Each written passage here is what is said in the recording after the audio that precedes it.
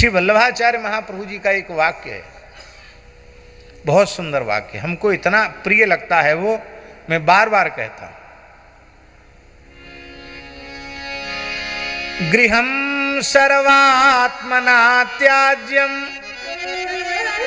सचेत त्यक्तुं न शक्यते।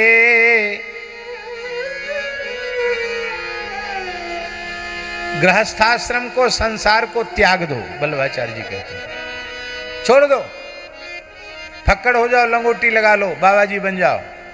अरे बोल भाई कैसे बन जाएंगे? अब हम भले ही कह रहे हैं, कितने लोग ये निर्णय कर पाए? कोई निर्णय नहीं करेगा। आप कहें कि ये संभव नहीं है तो कोई चिंता की बात नहीं। गृहं सर्वात्मना त्याज्यं सचेत त्यक्तुं न शक्यते। कृष्णार्थं तत्प्रयुञ्जीत कृष्णो नर्थस्य मोचकः। उस गृहस्थाश्रम को श्री कृष्णार्पित कर दो, श्री कृष्ण तुम्हें संपूर्ण अनर्थों से छुट्टी दिला देंगे।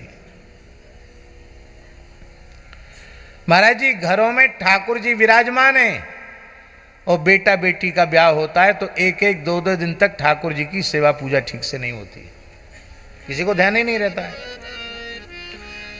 और जिस पे भार पड़ जाता है सेवा का, उसको लगता है कि हमको दंड दिया गया है। वो गोपाल जी को लोटा में डाल डूल के जैसे तैसे नहीं, घर में बेटी का ब्याह हो, बेटा का ब्याह हो, घर में ठाकुर जी का पंचामृत से स्नान कराओ, घर के लोगों के लिए नए कपड़े पीछे बने, ठाकुर जी की पोशाक मुकुट पहले बने, विवाह मंडप में पहले ठाकुर जी आवे तब बर दुल्हन आवे, हर काम में ठाकुर जी को आगे लेके चलो। देखो आपका लौकिक उत्सव भी अलौकिक हो जाए। कृष्णार्थम तत्प्रयुंजीत। ये दुकान ठाकुर जी की है, ये व्यापारिक प्रतिष्ठान ठाकुर जी का है, ये घर ठाकुर जी का है और ये परिवार भी ठाकुर जी का ही है। इस भाव से करो, देखो कितना आनंद आता है। कृष्णार्थम तत्प्रयुंजीत, ये सब श्री कृष्ण के लिए निवेदित कर दो तो कृष्णो नर्थस्य मोचकः, श्री कृष्ण तुम्हें संपूर्ण प्रकार के अनर्थों से मुक्त कर देंगे।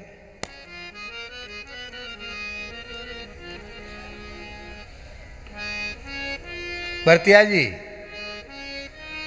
घर तो आपका अपना है, पर उस घर को मान लो कि ये ठाकुर जी का घर है, तो ठाकुर जी का घर मानते ही वो घर घर नहीं रहा, वो मंदिर हो गया।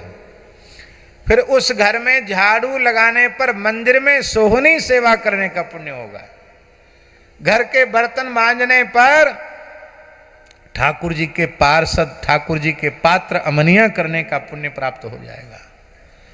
ठाकुर जी की रसोई, घर की रसोई बनाने पर भगवान की रसोई बनाने की सेवा का पुण्य प्राप्त हो जाएगा। और होता है महाराज, सेवा में बड़ा अनुराग होता है। आज हमारे त्यागी जी, उनको हमने जबरदस्ती जगन्नाथपुरी भेजा। सीताराम दास जा नहीं रहे थे, हमने कहा क्यों नहीं जा रहे हो? अरे बोले हम तो हुआ है पहले। अरे भाई यहाँ तक आए, जगन्नाथ जी तो दर्शन करो। तो महाराज जी संत होते कैसे हैं? वो कहते कहते उनकी आंख भर आई। बोले ठाकुर जी को भोग लग रहा है और गोरीलाल कुंज वाले महाराज जी इतने प्रेम से पा रहे हैं और हमको तो इसी में सब कुछ मिल गया, हमको कहीं जाने की इच्छा नहीं। इस बात को सुन के मुझे बहुत प्रसन्नता। अब इस भाव से कोई रसोई बनावे कि ठाकुर जी आरोगेंगे, संत पाएंगे, प्रसन्न होंगे, रुचि से तृप्त होकर के प्रसाद पाएंगे, तो हम समझते हैं कि रसोई बनाते बनाते ठाकुर जी मिल जाएंगे। और सच्ची बात, घर ठाकुर जी का ही है, तुम्हारा नहीं है। आप कहेंगे हमारे नाम से दस्तावेज हैं, कागज पत्र सब हमारे नाम से हैं। आपके पिताजी के नाम से थे कि नहीं थे? आपके दादा परदादा के नाम से थे कि नहीं थे? वो सब चले गए। आखिरी बारात में राम नाम सत्य है, गोपाल नाम सत्य है। तो आने जाने वाले तो मुसाफिर हुए माता जी, जो स्थायी रहने वाला है मालिक वही है।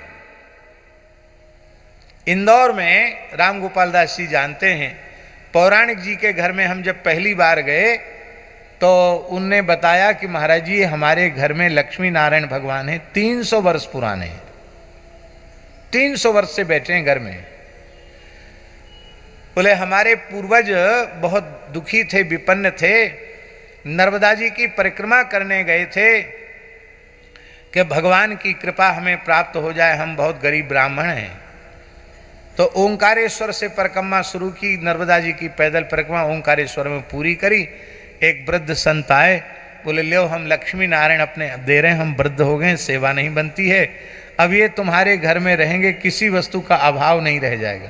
आज महाराज किसी वस्तु का अभाव नहीं, क्या नहीं, 300 वर्ष से घर में ठाकुर जी बैठे हैं। तो उस दिन हमारे मन में एक बात आई कि घर का मालिक तो वही है जो 300 साल से रह रहा है? और इन 300 वर्ष में कितने लोग पैदा भय होंगे, कितने लोग मरे होंगे, कितने आए और कितने चले गए। तो आने जाने वाले तो यात्री मुसाफिर हुए ना, वो तो यहाँ के निवासी नहीं हुए। स्थायी मालिक तो घर के ठाकुर जी। हर घर में ठाकुर जी होना चाहिए, हर प्रत्येक व्यक्ति वैष्णव होना चाहिए, और प्रत्येक व्यक्ति के परिवार के सभी सदस्य वैष्णव होना चाहिए। हम तो कहाँ तक कहें, घर के पशु पक्षियों को भी भगवान नाम सुना देते हैं वैष्णव, इतना कीर्तन करते हैं कि घर के कीट पतंग भी हरि नाम सुन करके मुक्त हो जाते हैं।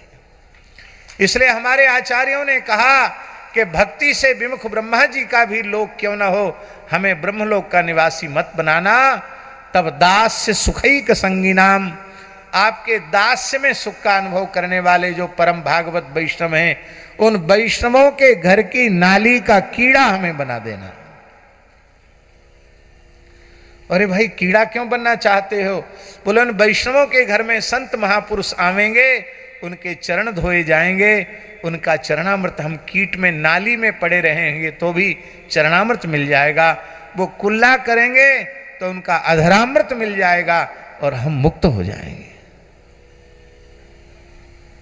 माई मेरे श्याम